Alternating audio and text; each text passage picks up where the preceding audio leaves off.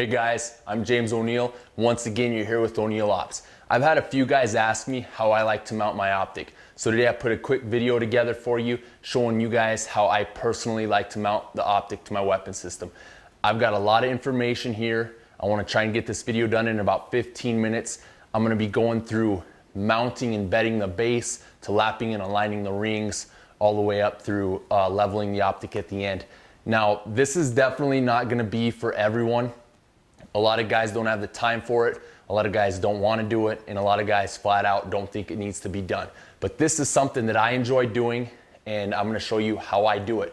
This is going to be phase one in a series of videos I'm going to be offering. So we've got a lot of information in this. We got a lot of steps to go through. Like I said, I want to try and push this video out in about 15 minutes. So let's get started. I've got the bottom of my base clean, degreased, the top of my receiver clean and degreased. And what we're going to be doing here is checking to see if we need to bed our base. So what I'm going to do is, got my torque wrench set to about 20 inch-pounds. We're going to put in the first two screws and torque them down and check to see if we've got any daylight or gap back here in the back of the rear of our base. And as I can see right here, you can see there's a gap in the Cerakote. It's not tight like it is up here. And I've got a feeler gauge out of paper here, so you can see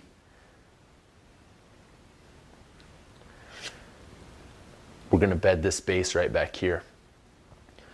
Now what I'm trying to do here is, if you take your rear two screws and torque down the back of your base, you can see we've got a gap here. There's going to flex. There's going to be some flex in this base. And when you put your rings on and you put your scope on, that flex has to go somewhere. It's going to go to your scope. And if you don't have a real good optic, even if you do have a good optic, you're putting unneeded stress on it for no reason. So all I'm trying to do is take care of this variable, so I'm going to bed this base and not have to worry about it. Now, you might not have to do it. A lot of guys don't think there'll be a problem, but I don't want to take the chance. Like I said, I like to do this, so we're going to bed it. Now, also, what you need to do is, if you tighten down the first two screws in the front and you don't have a gap here, doesn't mean it doesn't need to be bedded. You can unscrew both of these, and you need to put the two rear ones in, torque them down, and check to see if there's a gap underneath the front of your base. And if there is, you'll need to bed it. If there's not, then you're good to go. You don't need to be bedding your base at all. So with that said, let's move on to the next step. If you take a look at the back of the receiver, you can see that I've got some green putty stuffed in the back of those holes. That's going to save me a massive headache later on, so the epoxy that I'm going to be bedding the rear of my base with won't run down into those holes. I won't have to worry about running in a tap or anything. So be sure to fill the holes up that you're going to be bedding over the top of, just to save you a headache in the long run. What I'm going to be doing here is I'm going to be applying some turtle wax. It's just old school turtle wax to the top of my receiver as a release agent for the epoxy. So when I bed this, the epoxy, the setup JB weld that we're going to be using, will stick to my base, but it won't stick to my receiver. So we'll just apply a thin coat here, wipe a little bit off, we don't need too much, and we're ready to go to the next step. We've got some JB weld here. If you're not familiar with this stuff, it's got a lot of uses, and it's really, really durable. All you do is mix a 50-50 ratio here. You 50 cream, 50 black. You mix it up. We've got the JB weld mixed up well. We've got an even coat applied to the rear of the base where we're going to be bedding it. Now all I'm doing is holding it up, so I'm not touching it quite yet, but I'm still pushing the base forward. All right guys, what I'm doing here is I just pushed it up there's a recoil lug underneath your base. I've got it pushed up and I snugged this screw in nice and tight. And what I'm gonna do is I'm gonna tap this base forward just a little bit, so it's engaging that recoil lug underneath there. And I'm gonna go ahead and torque it down. Put the next screw in, torque it down, and you can see underneath here the compound's starting to ooze out a little bit. We've got a nice even coat, and we're gonna let it set up overnight. But before we do that, we're just gonna wipe it off on the outside here and clean it up. I'm just using a little gun cleaning solvent to run along here to clean this off, and you can see it cleans it off real nice.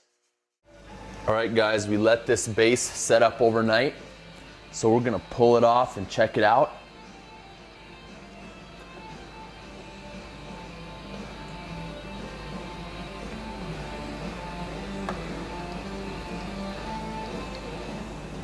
You don't need to let the JB weld set up as long as I did. I just let it set up overnight because it was getting late last night when we were working on it. So it looks like we got a nice even amount applied here. My drill set here, I just went real slow with the drill, with my fingers, with the drill bit in my fingers. Cleaned them out real nice. Cleaned out the insides real nice so you get a nice tight fit when you put your screws in there and torque them down. I also went and took a razor blade and went real slowly around the outside to get any burrs off, so we're not having anything hold us up when we go to tighten the mount or the base down on the receiver. I also got the putty out of the two rear receiver holes, so we're about ready to go. I'm just gonna clean the top of this receiver off. We've just got some solvent on a rag, clean up the receiver a little bit before we put the base on. Now we're ready to go ahead and mount this base. A lot of guys use different stuff than I do. I'm just using some blue Loctite. I've heard of guys using purple. I've heard of guys even using red. This blue is pretty much medium strength. Just put a little dab on your screw.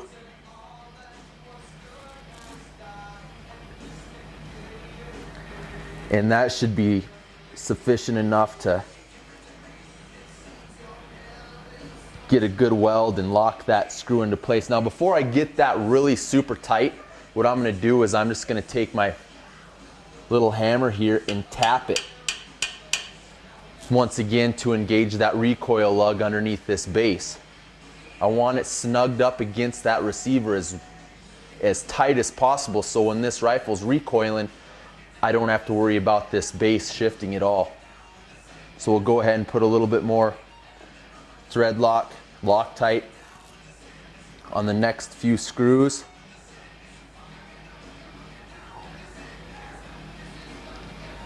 And get them just snug. And then I'm still gonna go ahead and give it a little tap just to make sure.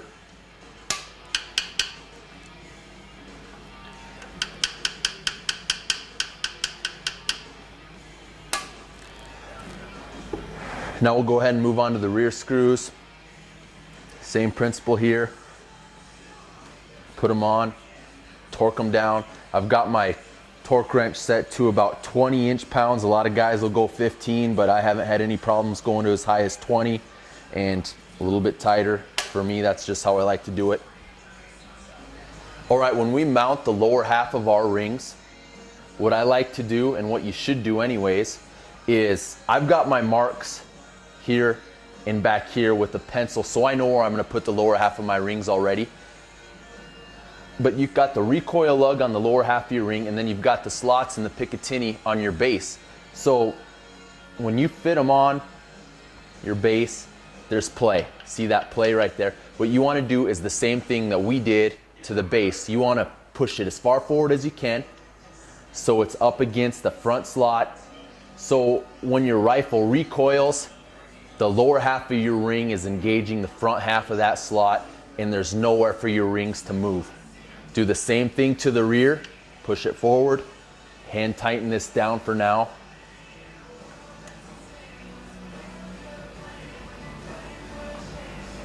And we'll torque them down to specs with a 65 inch-pound torque wrench.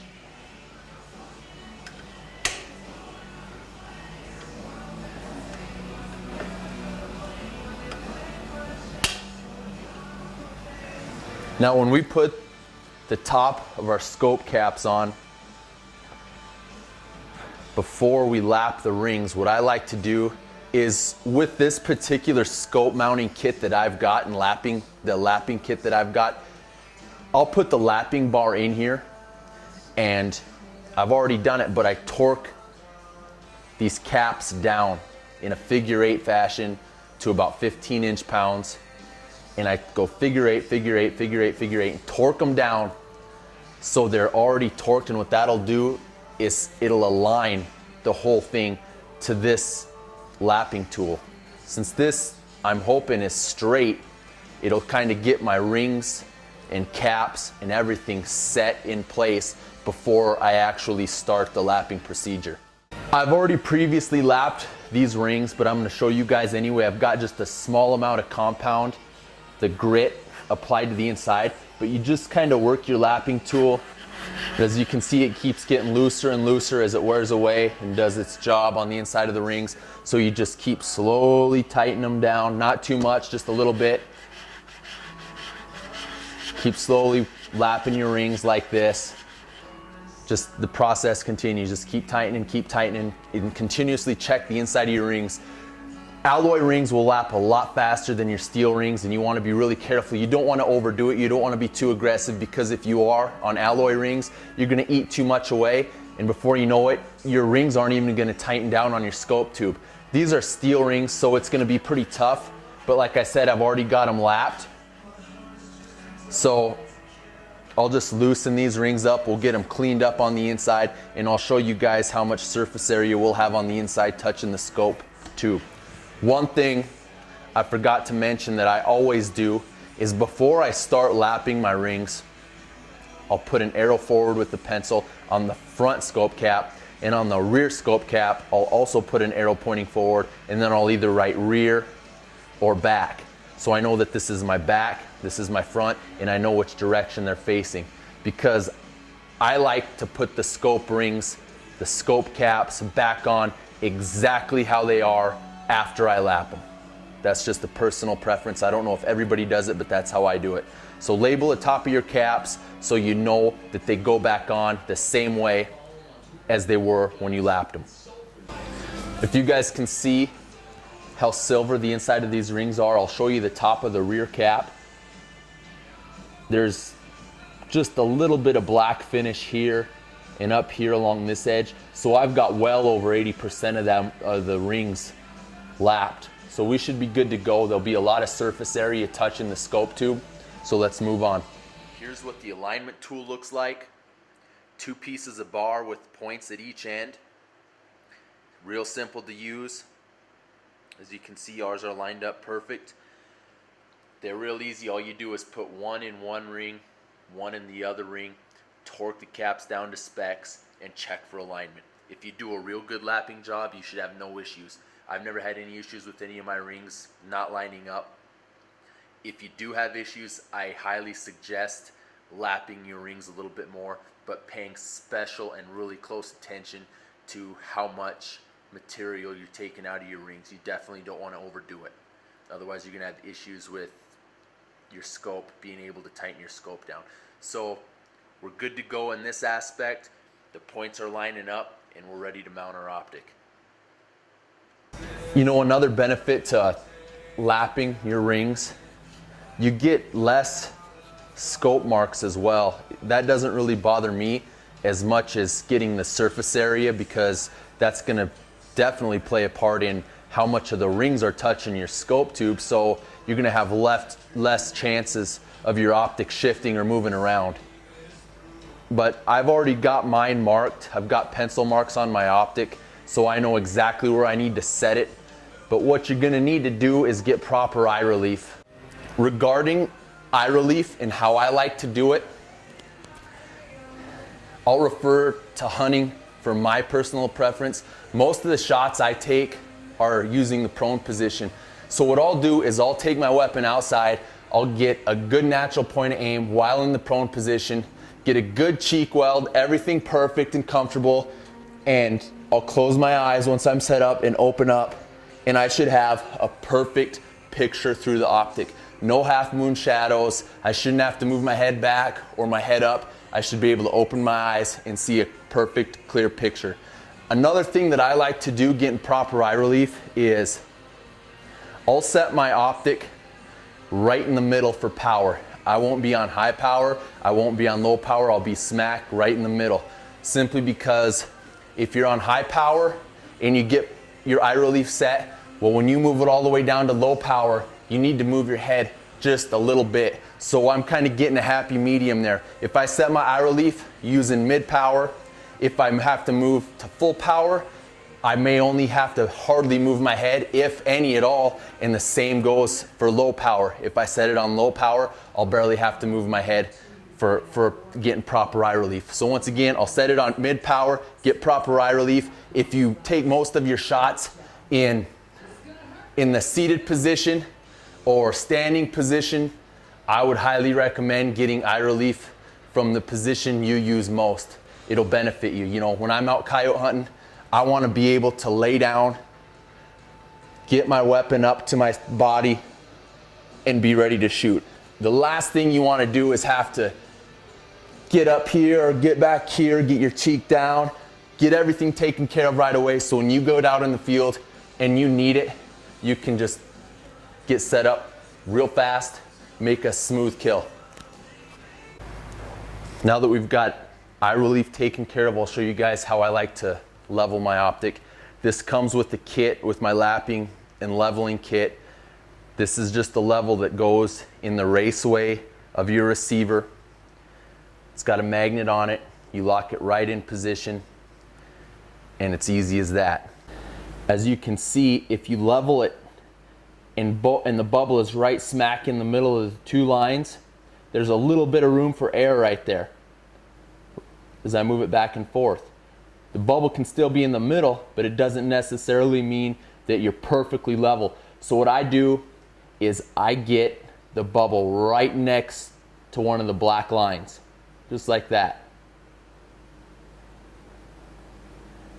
And I'll sight through the top right here, make sure both of them are exactly in that position, and then we'll start torquing down our scope caps. When I'm torquing down my scope caps, you want to keep an even gap on both sides. You don't want to have no gap on this side and a high gap on this side. What that's going to be doing is torquing your scope the wrong way, and it might eventually cause your scope to become unlevel. So what I also like to do is while I'm torquing them down, I'll keep checking my level.